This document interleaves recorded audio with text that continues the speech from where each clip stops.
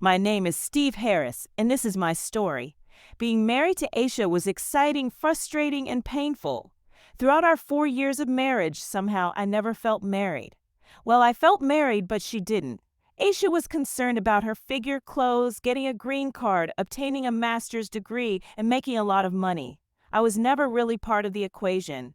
Asa is 5'4" with blonde hair, small waist, flawless Middle Eastern/Eurasian complexion, green eyes, and a 36C cup. She has the kind of sexuality about her that makes men get primitive.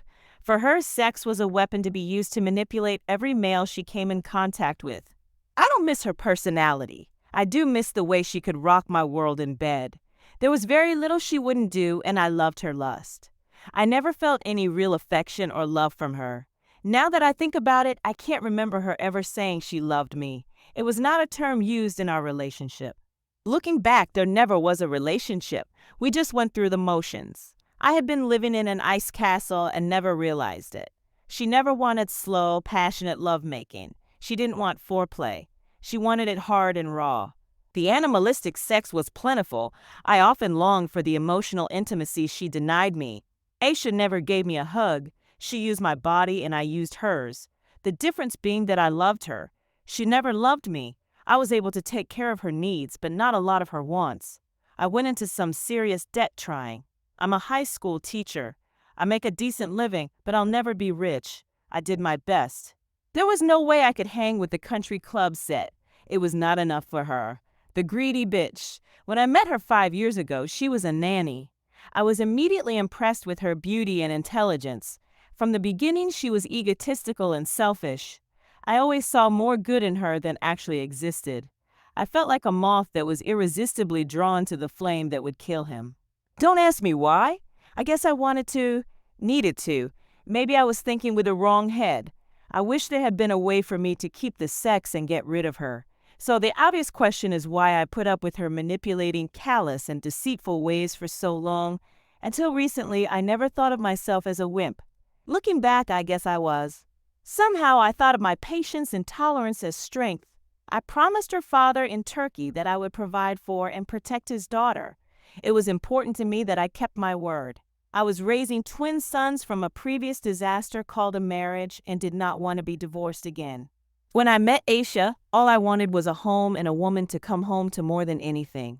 I guess I saw what I wanted to see until I had no choice. I really don't want to argue, Steve. It's over between us. You know that, she said as she dressed to leave our house on a recent Friday night. I need to be with my friends. You mean your boyfriend? I said. Don't get jealous. You know we can't stay together. I'm not jealous. You said you wanted to pursue your own life 4 months ago. Why are you still here? You being here does not allow me to get on with my life. My patience with you is finished. Don't worry, I'll be gone soon. She looked stunning. Her full red lips, perfume, and sexy black dress left little to the imagination. She was going to meet another man and didn't care that I knew about it. I had always been gentle and kind to her, but that was about to change. His disrespect for me and my sons was intolerable. I knew that I still cared about her. I also knew that I had reached my limit. Asa and her boyfriend were going to find out that there would be a price to pay for their treachery and disrespect. My anger grew as I watched her. I used to need you here. What has gotten into you? What did I do to deserve this treatment? Did you think I was going to tolerate this crap? Your social life has always been more important than your husband. I have put up with your shit for too long. You've been lying to me for a long time.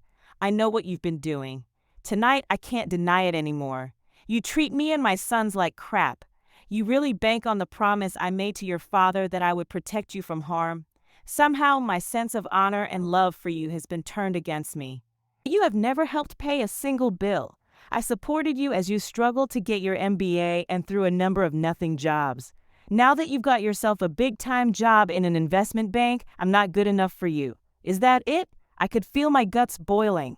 I hate being around your bastard sons. I hate it every time I see them. Every time you wrote a child support check, I wanted to puke.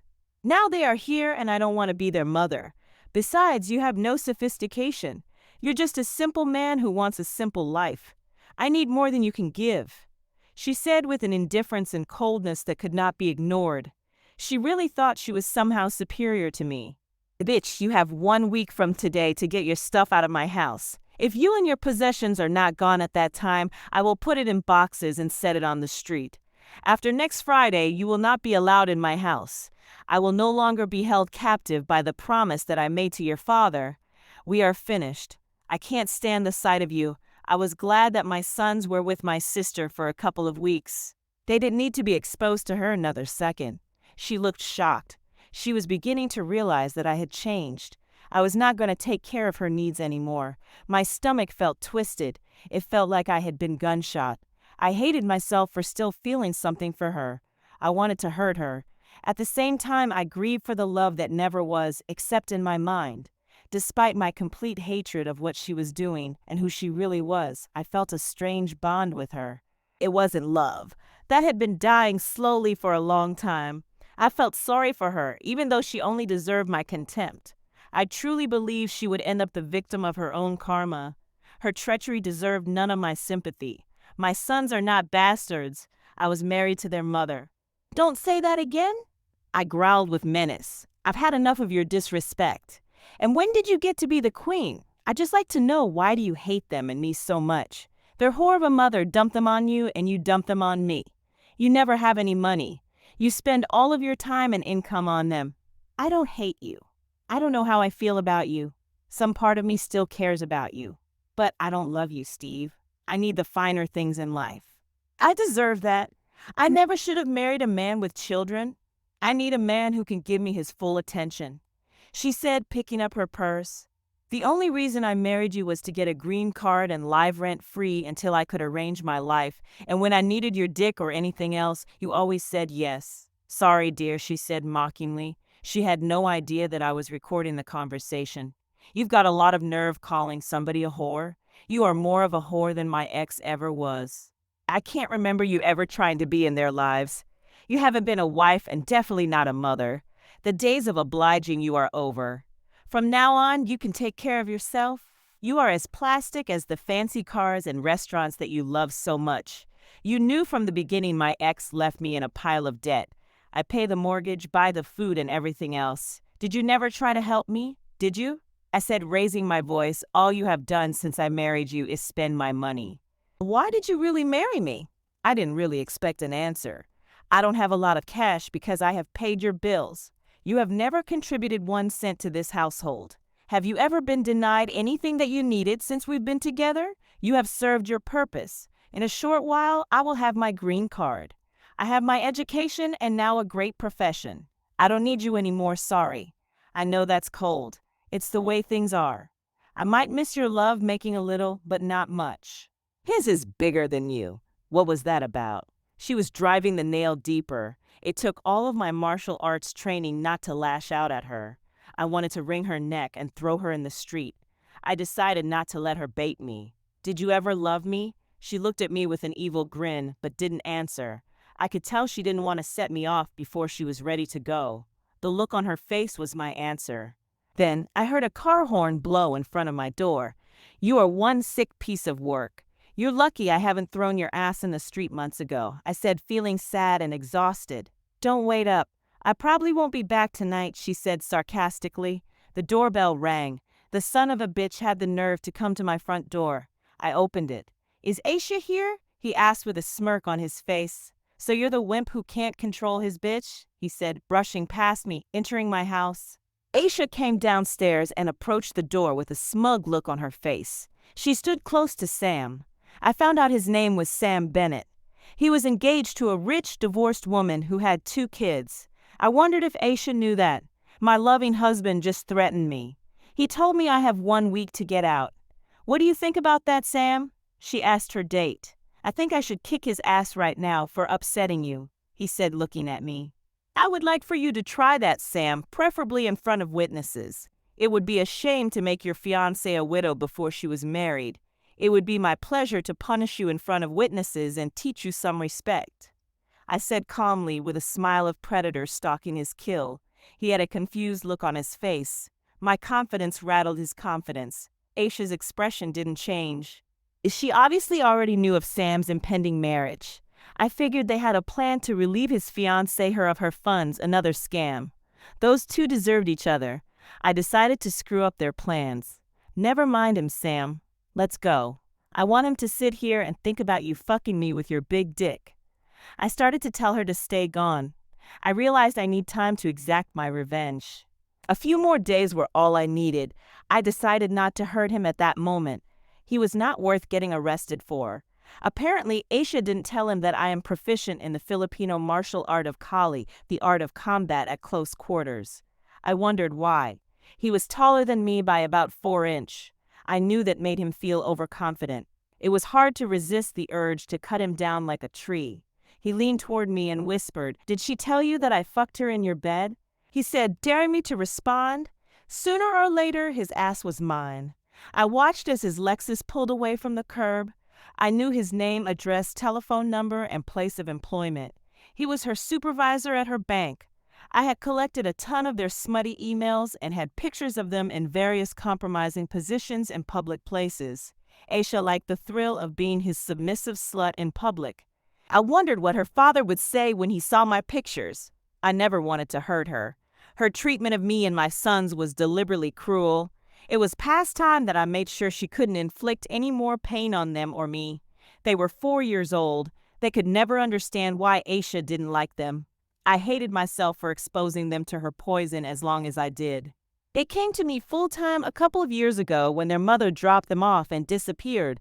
It was difficult to convince them it was not their fault. Aisha's refusal to spend time around them turned into a good thing. I was able to devote my time in being the best father I could. My wife and her piece of crap boyfriend had to pay. It was not normal for me to be vindictive. I decided to allow myself to use retribution to assuage my pain. My lawyer would have the divorce papers in a few days. I know she thought she could abuse me forever. I was glad that I had nothing worth stealing except my house, a modest mutual fund investment, and my eventual pension. I wanted the satisfaction of serving her before she could serve me. Strangely, I got the feeling she was in no big hurry for a divorce. Being married gave her the freedom to screw around without making any commitments. She was happy with the status quo, at least for now. Even though she would never admit it, she depended on my consistency and stability. She would leave with nothing but regrets. I knew she underestimated my resolve. My plan was in motion. The next step was a visit to the Department of Immigration and Naturalization. I had an appointment with Ms. Saunders. When I found her cubicle, I was awestruck. She was beautiful. No, more than that, she was stunning. I was expecting an overweight, disgruntled bureaucrat. "Mr. Harris," she said, smiling at me and extending her hand. "Please have a seat. I understand you are here to report a case of immigration fraud. Is that right?" she said, smiling. I didn't answer at first. I was lost in her eyes. Her raven black hair and big brown eyes and radiant smile hypnotized me. My body ached from not being with a woman for a long time. If I had to order the perfect woman, it would have been her. I could feel my heart rate increase. She awakened feelings in me that I thought were dead. I struggled to focus. "I hope you don't mind me saying this, but you are much prettier than I expected. I hope I'm not being deformed," I said, sitting down. She blushed and looked down at her desk modestly. "Thank you, Mr. Harris. I haven't heard such a nice compliment in a good while. Let's get down to the business at hand, Mr. Harris." "Why are you here?" she said in her most professional voice. I told her the whole story. My soon-to-be ex-wife married me for the purpose of getting a green card. She never loved me and planned on dumping me when her plan was completed. The entire marriage was a sham, a fraud, and I don't want her to get away with it. "Do you have any proof of what you're saying?" I took a tape recorder out of my pocket and several pictures. I played the tape. My face showed the obvious pain it caused. I don't know if I could use it in court, but it should make my point. I also have pictures of her having sex with her boyfriend in the parking lot of a restaurant and other places. They were not very discreet. She looked at the pictures with a poker face. "I think we have enough to proceed, Mr. Harris. We'll be in touch with you," she said, standing up. "We take a very dim view of immigration fraud, especially since 9/11. Thank you for alerting this office." She sounded very professional. "Now that we have the business out of the way, would you have dinner with me tonight?" I said with pleading eyes. I could sense her ambivalence. I could see her mind appraising the situation in me. "By the way, what is your first name?" "Denise?" "Denise Saunders. Glad to meet you. I'm Steve. Well, what do you say, Denise? It is not a good policy to take work out of the office. I promise not to mention anything about my ex. No business tonight. I have not had a woman's company for a long, long time, especially a lady as lovely as you are. Come on, it's just dinner. Even immigration officials have to eat. I promised to be a perfect gentleman. I waited for her response and hoped for the best. After a few moments of looking at my best smile, she said okay with reservations. Great. What time would you like me to pick you up? If you could meet me in the front of the building at 5:30, we can have an early dinner. I'll call my sitter and tell her I'll be a little late. I can't believe I'm doing this. There is something about you that I trust. I don't know why. You won't be sorry. I promise. I said, trying to control my enthusiasm. I felt like a teenager going on his first date. I had time to go home, get cleaned up, and be back in plenty of time. I realized for the first time in months I felt good. At dinner, we spoke of many things. She loosened up after a while, and I had the feeling that we had known each other a long time. We were both happy to be in the company of each other. She told about her divorce and her 7-year-old daughter named Hannah. We talked about her love of cooking and hiking, and I talked of my sons and my love of martial arts and motorcycles. We discovered that we were very different yet compatible. I found myself wanting to hug her. I kept imaging her body pressed against mine with fiery passion in her eyes. She picked up on my distraction.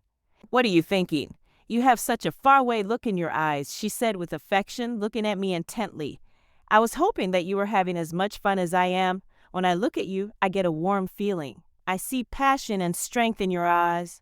From the first moment I saw you, I felt a connection. I feel it too. What is happening here? We just met. I don't even know you. Maybe we just better slow down.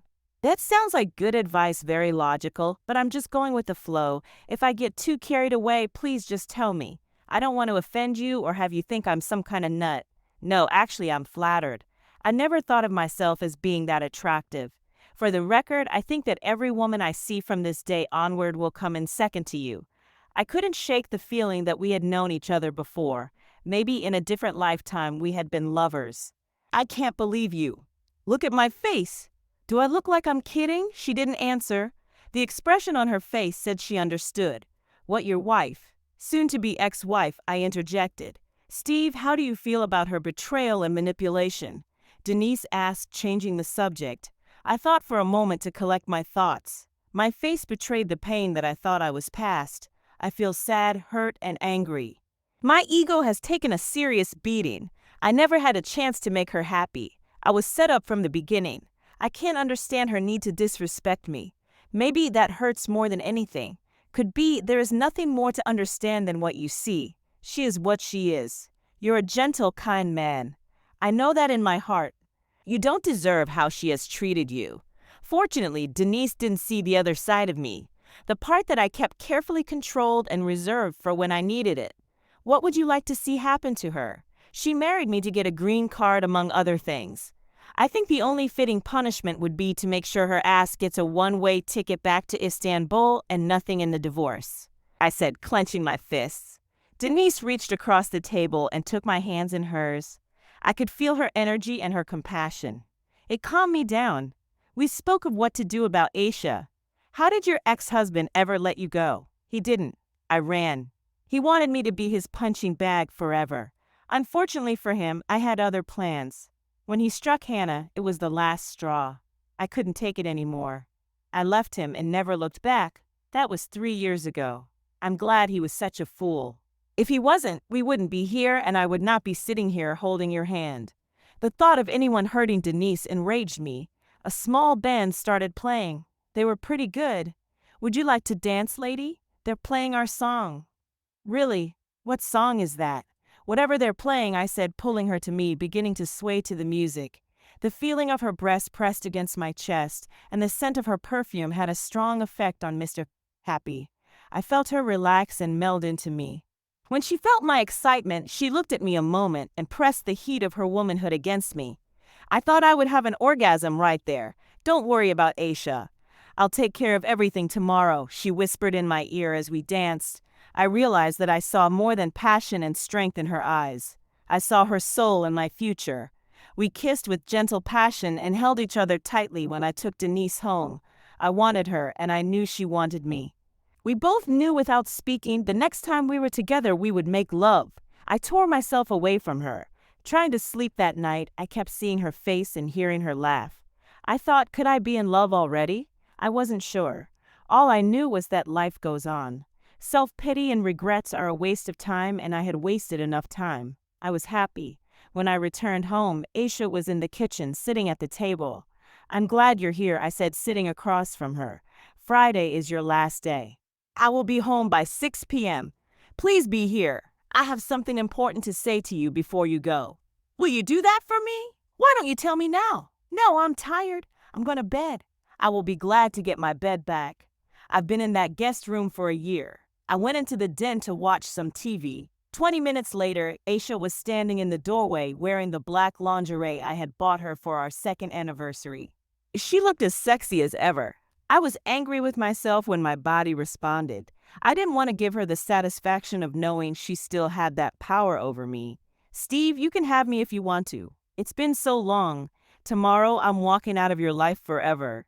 Tonight, you can take me any way you want to for old time's sake. I'm yours," she said in her most sultry voice. "I know you still care for me. I see it in your face. Could we forget all of our differences and problems for one night, please?" I stood up and walked towards her, placing my hands gently on her face. She looked hopeful. "I wouldn't fuck you with a dog's dick," I said, pushing her face away from me. A pained and confused expression crossed her face. I would remember that look forever. Her last attempt to manipulate and use me had failed. I didn't hate her. What I felt was worse. I felt nothing, numb, empty. I just knew that I needed to get away from her. To feel anything but revulsion would be to invite more heartache. I slept restlessly that night. When the sun rose, my plan for retribution would begin. At 9 a.m., I was in my lawyer's office. "Okay, Steve, I'll have your divorce documents today by 3 o'clock. What else?" "I want to sue Sam Bennett for alienation of affection or intentional infliction of emotional distress or something. I want him to pay. He didn't actually cause my marriage to fall apart, but I want him to pay anyway. I also want to sue the bank for not enforcing its morals clause in Sam Bennett's contract. They knew he was fucking my wife and allowed it to happen. I want to serve these papers personally today at 4 p.m. Can we do this?" "I hope you're not planning on doing something stupid," said my lawyer. "This situation might get really ugly. It is legal for you to serve the papers as long as there is a witness. I hope it does get ugly. I really do. It's better if you don't know what I'm planning," I said with a look of steel determination. I arrived at Sam Bennett's office at 4 o'clock. A clerk showed me where he was. I saw him leaning over a secretary, placing his face too close to hers. She was trying to put some space between him and her. He looked up in time to see me coming. As I walked towards him, I slipped into the relaxed focus that I call combat mode. Sam was about to experience some serious pain. He looked worried, then defiant. "What are you doing here, Harris?" He was not going to wait long to get his answer. "I have some gifts for you," I said, handing him a copy of my divorce papers, naming him as the correspondent in adultery. He looked annoyed.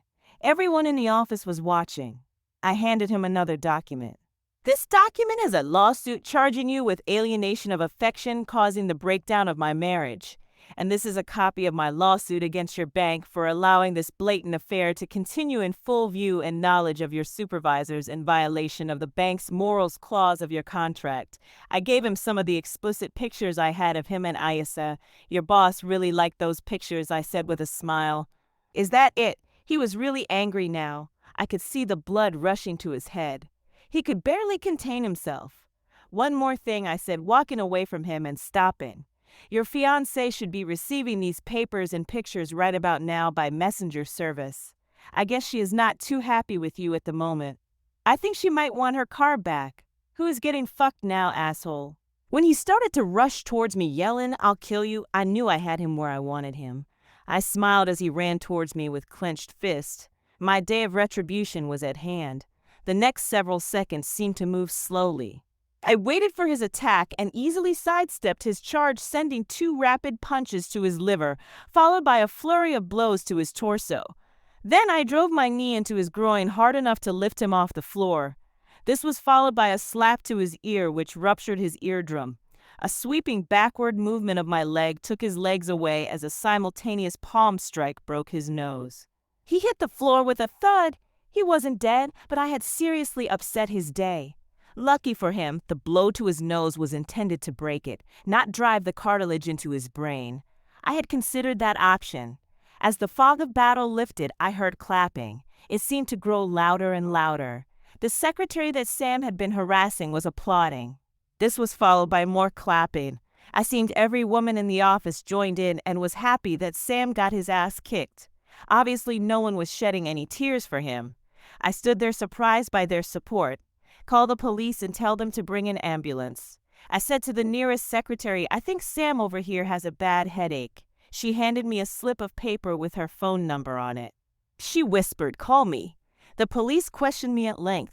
They couldn't understand how so much damage could be done to Sam in less than 6 seconds. There were 15 witnesses that said I had acted in self-defense after Sam attacked me, threatening to kill me. Reluctantly, they told me to go home and that they would have some questions for me later. I felt good on the drive home. One of my tormentors had been dealt with. Now there was one to go. When I arrived home, I called Denise and asked her to meet me at home when she got off from work. AITA showed up exactly at 6 p.m. She was irate. Steve, what the hell have you done? That scene you pulled in my office was humiliating. Everyone in the office is talking about it. I'll lose my job. You almost killed Sam. I never knew you could be so heartless and cruel. Cruel? You're calling me cruel? You fucked the dipshit in my bed and you're calling me cruel? You have one hell of a lot of nerve. He's damn lucky to still be breathing, I said, trying to control myself. Who is this bimbo? She inquired, finally recognizing Denise's presence. This is no bimbo, as you put it. Denise is my very good friend, I said, putting my arm around Denise's waist and kissing her on her cheek. Denise works for the Department of Immigration and Naturalization. The look on Aisha's face was priceless, and she began to understand something was up. Why is she here? I wanted her here to wish you a safe trip. Trip? I'm not going anywhere. Oh, yes, you are, I said, opening the front door. 3 men waited outside, 2 G-man types and a short, balding fellow. They came inside, and immediately the short guy asked, Aisha Harris? Yes, you've been served. These papers are suing you for divorce for adultery. He turned and left. That left the 2 men in black. Her jaw dropped. She looked at me, then at them. She looked like she had just been sentenced to death. They showed their ID and badges and said, we have credible information that your immigration status in this country was obtained fraudulently. Please come with us. We have a few questions we'd like to ask you. As she was escorted out, she stopped and turned towards me. Steve, you promised that you would never let any harm come to me, she said, looking for my protection. I hesitated a moment and looked at her with no emotion and said I lied, and I closed the door on her and that chapter of my life forever.